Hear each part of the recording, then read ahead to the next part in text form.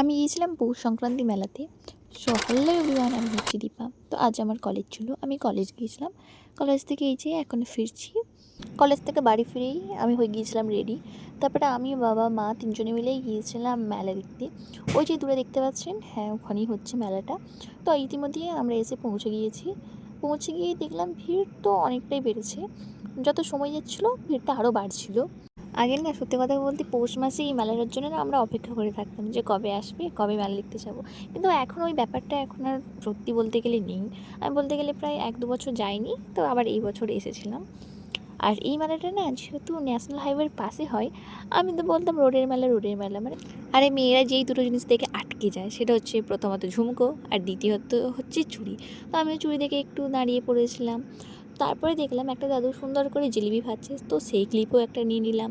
আর সত্যি কথা বলতে গেলে আমার তো জিলিপি ভীষণই পছন্দের একটা জিনিস। মানে জিলিপি ছাড়া আমার মেলা পুরোটাই অসম্পূর্ণ রয়ে যাবে। তাই আমরা জিলিপিও তো প্যাক করে নিয়েছি সাথে। তারপরে চলে এসেছিলাম রোল খেতে। রোল খেতে খেতে দেখলাম যে যেহেতু টুসুর পুজো ছিল, তাই টুসু ঠাকুর ঘোরাতে এনেছেন কয়েকটা মহিলা। তো আমি যে খেতে খেতে আপনাদের জন্য কিছুটা ক্লিপ নিয়ে নিলাম তার।